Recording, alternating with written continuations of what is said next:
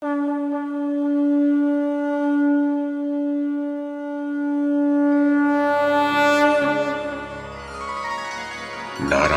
नमस्कृत्य नरं चैव नरोत्तमं देवीं सरस्वतीं व्यासं ततो जयमुदीरयेत्। ओम नमो भगवते वासुदेवाय, ओम नमः पितामहाय, ओम नमः प्रजापतिभ्यः, ओम नमः कृष्णद्वैपायनाय, ओम नमः सर्वविघ्नविनायकेभ्यः। नमस्कार।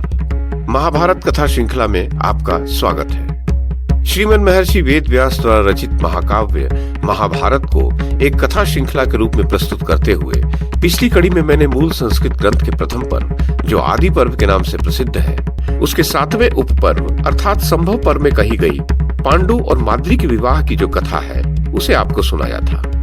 अब इस कड़ी में इसी संभव पर्व में पांडु के दिग्विजय, वानप्रस्थ और विदुर के विवाह की जो कथा कही गई है उसे मैं कमल किशोर आपको सुनाता हूँ।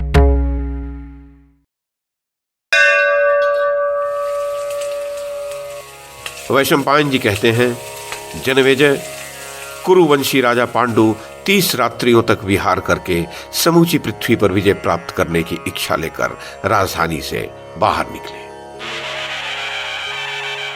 उन्होंने भीष्म आदि अग्रजों के चरणों में मस्तक झुकाया, सबकी आज्ञा ली और अनुमोदन मिलने पर मंगलाचार युक्त आशीर्वादों से अभिनंदित हो हाथी, घोड़ों तथा रथ समुदाय से युक्त विशाल सेना के साथ प्रस्थान किया।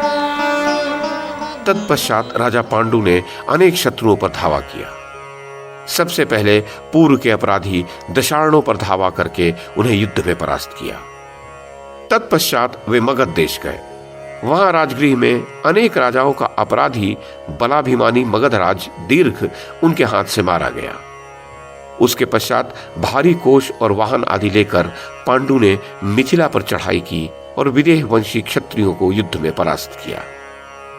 जनमेजय, इस प्रकार वे पांडु काशी, सुम तथा पुंड्र देशों पर विजय पाते हुए अपने बाहुबल और पराक्रम से कुरुकुल के यश का विस्तार करने लगे। उस समय शत्रुदमन राजा पांडु प्रज्वलित अग्नि के समान प्रतीत हो रहे थे, जिसमें बहुत से राजा भस्म हो गए। बहुतों को उन्होंने अपने अधीन करके कौरवों के आज्ञा पालन में नियुक्त कर दिया। भूतल के समस्त राजाओं ने उनके सामने हाथ जोड़कर मस्तक टेक दिए और नाना प्रकार के रत्न एवं धन लेकर उनके पास आए।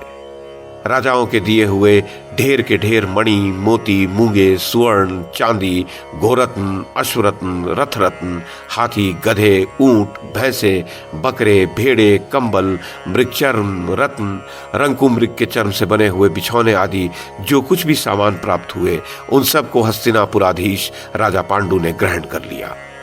वह सब लेकर महाराज पांडु अपने राष्ट्र के लोगों का हर्ष बढ़ाते हुए पुनः हस्तिनापुर चले आए। उस समय उनकी सवारी के गज और अश्व आदि भी बहुत प्रसन्न थे।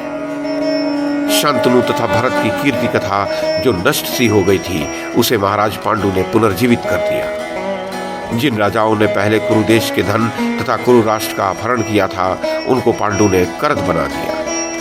उनके नगर और जनपद के लोगों के हृदय में पांडु के प्रति विश्वास तथा हर्षोल्लास छा गया। राजा पांडु जब नगर के निकट आए, तब भीष्म आदि सब कौरव उनकी अगवानी के लिए आगे बढ़ाए।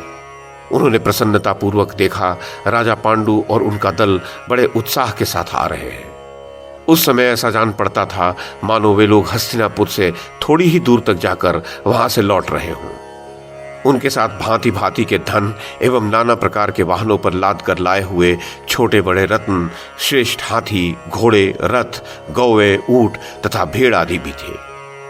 भीष्म के साथ कौरवों ने वहां जाकर देखा तो उस धन वैभव का कहीं अंत नहीं दिखाई दिया। काशीराज कौशल की कन्या होने से अंबिका और अंबालिका, जो दोनों ही कौशल्या कहलाती थीं, उनका आनंद बढ़ाने वाले पांडु ने निकट आकर भीष्म के चरणों में प्रणाम किया और नगर तथा जनपद के लोगों का भी यथा योग्य सम्मान किया। शत्रुओं के राज्यों को धूल में मिलाकर कृतकृत्य होकर लौटे हुए अपने पुत्र पांडु का आलिंगन करके भीष्म जी हर्ष के आंसू बहाने लगे।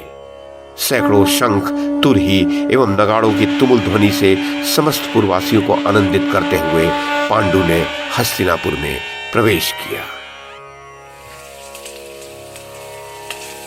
वैशंपायन जी कहते हैं, जन्मेजय बड़े भाई धृतराष्ट्र की आज्ञा लेकर राजा पांडु ने अपने बाहुबल से जीते हुए धन को भीष्म, सत्यवती तथा माता अंबिका और अंबालिका को भेंट किया।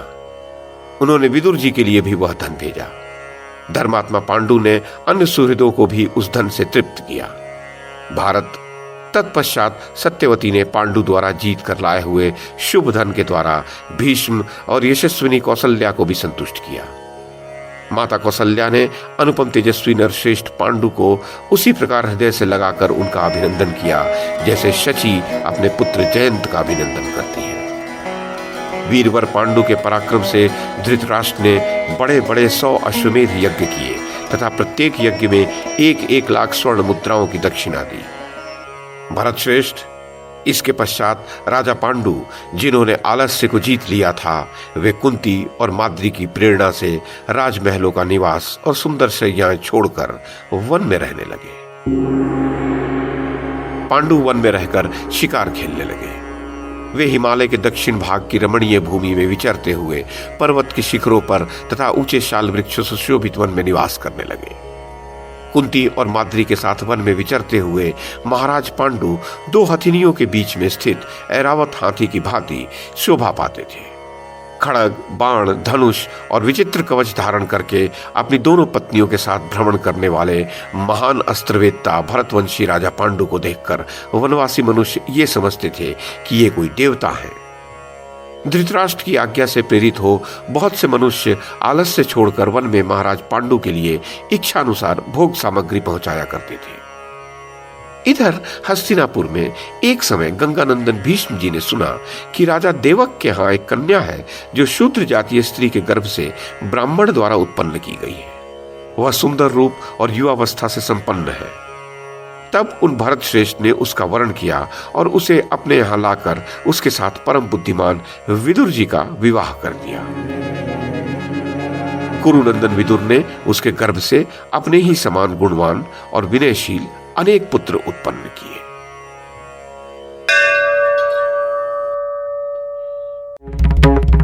तो ये थी आदि पर्व के 7वें उपपर्व अर्थात संभव पर्व में कही गई पांडु के दिग्विजय, वानप्रस्थ और विदुर के विवाह की कथा। इस कड़ी में बस इतना ही। अगली कड़ी में इससे आगे की कथा सुनाऊंगा। YouTube के माध्यम से महाभारत की कथा को एक श्रृंखला के रूप में प्रस्तुत करने का हमारा ये प्रयास यदि आपको सराहनीय लगा हो तो कृपया इस कड़ी को लाइक और शेयर करें, चैनल को सब्सक्राइब करें और बेल आइकन को दबाएं। साथ में अन्य लोगों को भी देखने के लिए प्रेरित करें। धन्यवाद और नमस्कार।